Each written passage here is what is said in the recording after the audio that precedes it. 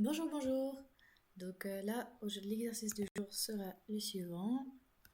Écrire un programme qui demande à l'utilisateur son âge et l'affiche. Ok, alors tu noteras d'ailleurs que les commentaires sur plusieurs lignes se font avec 3 guillemets et le commentaire sur une seule ligne se fait avec le dièse. Et ben après, c'est tout simple. On va créer une variable qui s'appelle âge et on va dire que c'est égal à input de entrer votre âge. Alors, ici, input, c'est une fonction que l'on appelle et qui prend en paramètre une chaîne de caractères dans laquelle qu'elle va afficher tout simplement. C'est comme si elle faisait un print, mais surtout, son truc, c'est qu'elle va récupérer ce que l'utilisateur il rentre. Et elle va le stocker dans la variable âge qu'on a mis juste ici. Mais comme nous aussi, on veut un integer, et ben on va rajouter int comme ça, entre parenthèses. Et donc là, cette ligne-là permet juste de demander l'âge à l'utilisateur et de le stocker dans cette variable. Et maintenant, pour l'afficher, et ben pour afficher une variable, c'est tout simple, on utilise print, qui est une autre fonction qui, elle, sert vraiment seulement à l'affichage, et on met le nom de la variable. N'oublie pas de sauvegarder avant d'exécuter ton code, et sinon tu peux faire comme moi et activer l'autosave ici.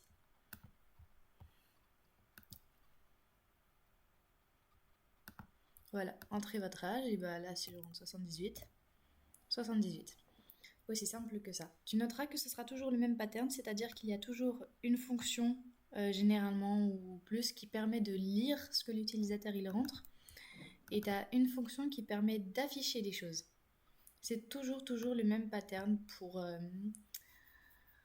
demander et afficher de l'information. Il y a toujours quelque chose qui demande et qui récupère l'information rentrée par l'utilisateur. Donc, en l'occurrence ici c'est le 78.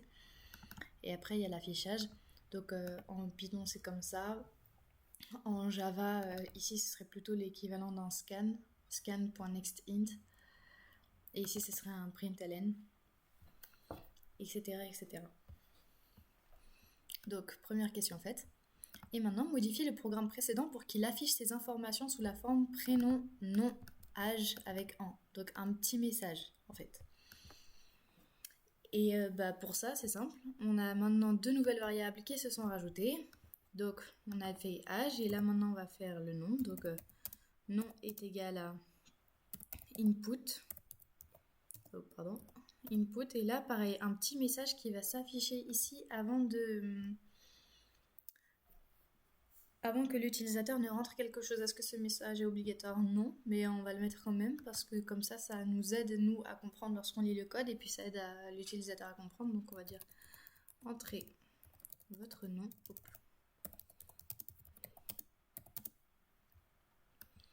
Et pareil ici, prénom. Alors on évite les caractères spéciaux, notamment le et accent et autres.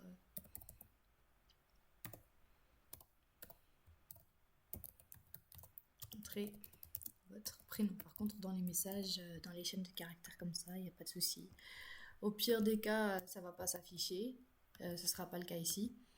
Mais ça fera pas bugger le programme. Mais du coup, c'est une bonne pratique. Ce n'est pas obligatoire, mais on évite de mettre des caractères spéciaux.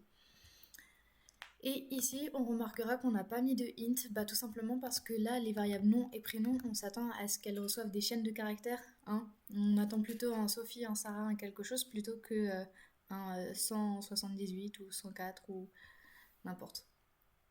Et ici, donc maintenant pour notre affichage, on va utiliser ce qu'on appelle les f-strings qui permettent d'afficher du texte qui ne changera jamais avec des variables qui, elles peuvent changer. C'est le cas dans notre code.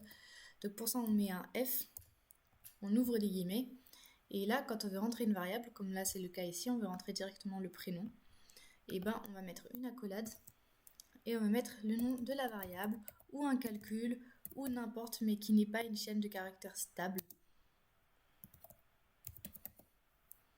Nom, virgule, et après on va mettre l'âge,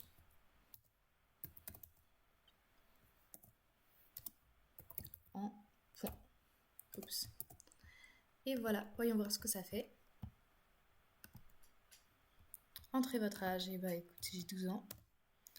Votre nom, Sophie.